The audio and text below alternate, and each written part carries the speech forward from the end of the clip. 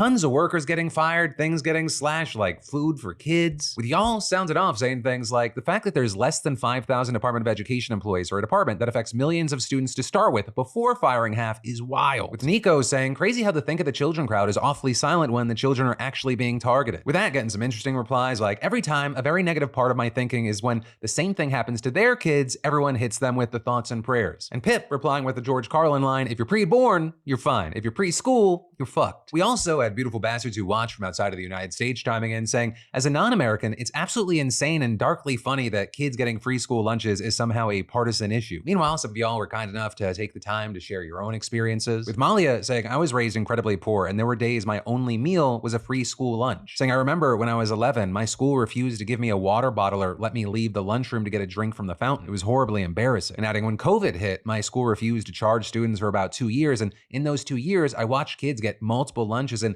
actually get enough to eat. I'm in college right now to become a teacher, and the way these billionaires feel about educational funding is so scary. I've had teachers who don't have pencils in their rooms because they are not provided by the school and they cannot afford to buy hundreds of pencils for every student to have backups when they forget one. Having no compassion for children is sick.